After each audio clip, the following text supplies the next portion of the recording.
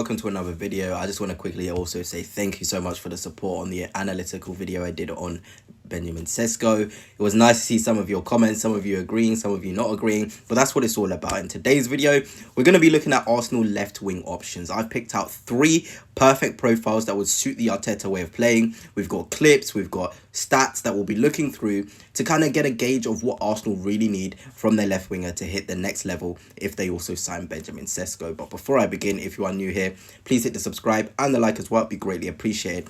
But let's now look at what Arsenal need from their left wing. Someone that can create separation, which means they can find that extra yard on their fullback, on their marker, without not much worries or problems. Somebody who can deal with touchline isolation.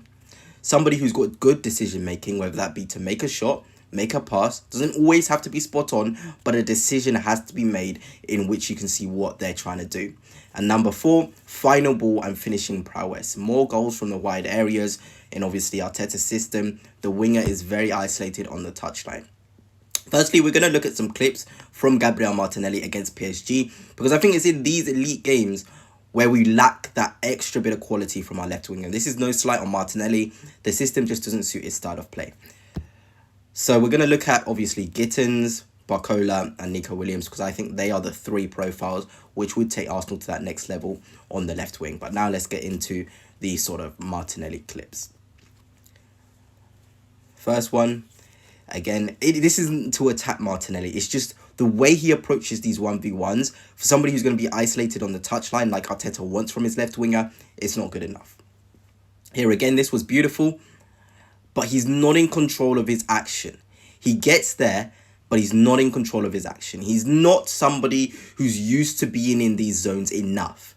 And that's what makes him not able to thrive in this system. Here's another one. Hakimi 1v1. He's just bullied. It's simple. He's just bullied and it just makes him look quite poor. This is, again, like I said, it's not a slight on Martinelli. The system just doesn't suit the sort of winger that Martinelli is. The 1v1 directness, he just hasn't got it. 1v1 versus defenders, 2v1, he just hasn't got it. There again, struggles. Struggles when faced 2 against 1. Many players will get out of this situation.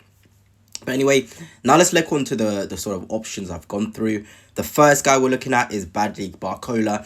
And we're just going to look at how he deals with these 1v1 duels. This is against Manchester City. The way he moves his body. This isn't more so about the assist, but the way he uses his body to get in this sort of position, it's alien. On the touchline as well, very good Manchester City side. Makes it look really easy. Makes it look really easy. And of course, the decision making is top. And that's what you get from Bradley Barcola, because he's just comfortable on the touchline. Here again, look at that. Skipping inside. Beautiful. Beautiful, beautiful, beautiful. And again, these are isolated situations on the touchline. And look how he's easily dealing with it. The shift of his body, the weight of his turns, the decision he makes.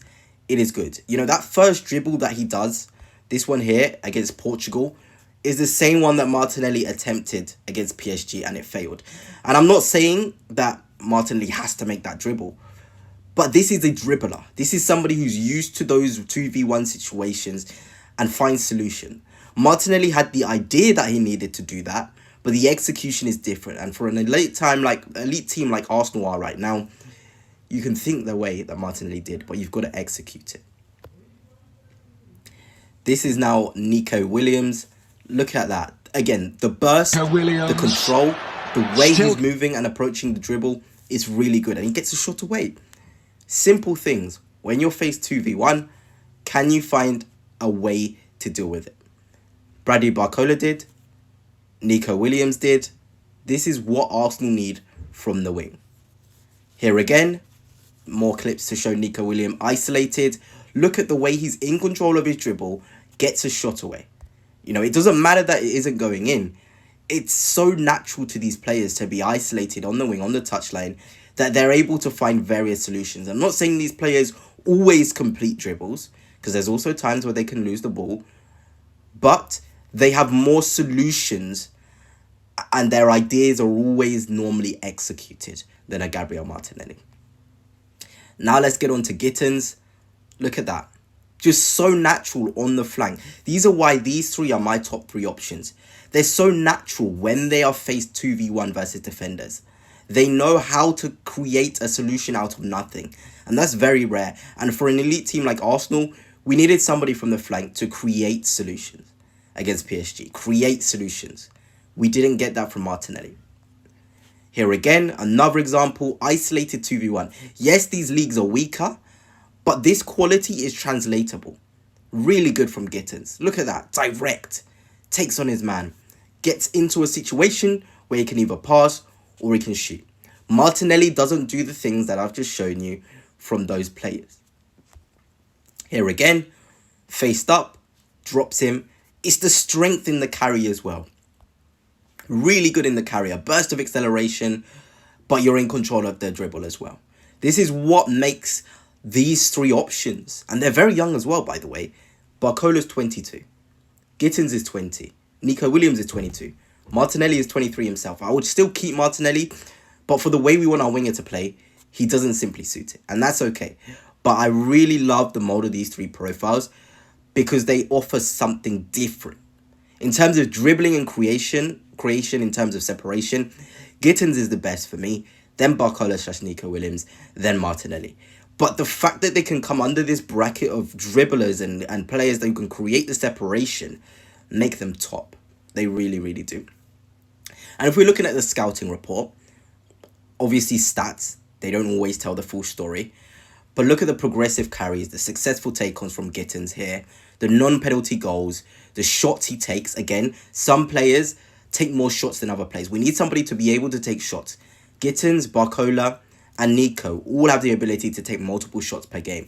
Martinelli doesn't get enough shots because he can't find the solution on the flank to be able to cut in, to go on the outside, to then make a shot. Tackles, interceptions, and blocks are really good for Gittins as well. He's a hard worker, and he's a creator player as well. With Sesko, we need somebody who would be able to find the backstick areas. And I don't think out of Gittins, I think Gittins and Nico Williams are the best creators. Barcola is the best finisher. He'll score you 15 goals from the wing. These two will create 10, 12 assists from the wing in terms of Gittins and Nico Williams. Bradley Barcola, look at that. I mean, it's phenomenal, his stats. I know it's League R. But again, this tells you a lot. He, for me, is one of the best players in terms of the cutback. He'll always find it. So when you've got a Sesko, maybe peeling to the back stick or peeling to the centre of the penalty spot, he'll find it. Simple. Sort of player that makes a striker have so many chances from a cutback that they only can make 15 goals. A striker will have to score 15 goals per season because Barcola is relentless in his cutbacks, in his take-ons, in his progressive passes as well, the top 1%. This guy is unreal. He is absolutely unreal. Nico Williams as well has a take-on element, but he's really good in terms of the final third. I talked about a creator. I think he is the very best out of the three in terms of creation. Then Gittins, then Barcola. But Nico Williams is really good at finding solutions. I think Arsenal fans, it's kind of boring because we've heard his name for so long that we almost have become accustomed to the player. But his quality is there and he definitely would be worth getting. And of course, Martinelli, in terms of his statistics, obviously he's in the Premier League, they just aren't touchline winger statistics that Arteta wants to see from his left winger. And that's okay. And in terms of output, we always have to kind of look at stats. 18 GA and 45 for Nico Williams this season. The season before that, 24 GA and 37. That 24 GA and 37 season is what I would expect at Arsenal. 16 assists, but 8 goals. He wouldn't score many goals, I think that's for sure. But he'll create a lot of opportunities. And we need a creative profile as well, I think, on the left wing, if you ask me. In terms of Gittins, he's obviously only really on his third season in senior football. 15 GA and 48 is very strong. He's showing he's a goal scorer, but he's equally good creative. You know, he's a great dribbler. He can score and find solutions, but his assists would go up in a team like Arsenal. And Bradley Barcola was just phenomenal. 39 GA and 58. I think we all saw the Champions League final. The quality he has. This guy just needs to go to a team where he's given the responsibility. And I feel like Arsenal can really do that. But anyway, that's it for now. I hope you have enjoyed. And on to next time. Peace.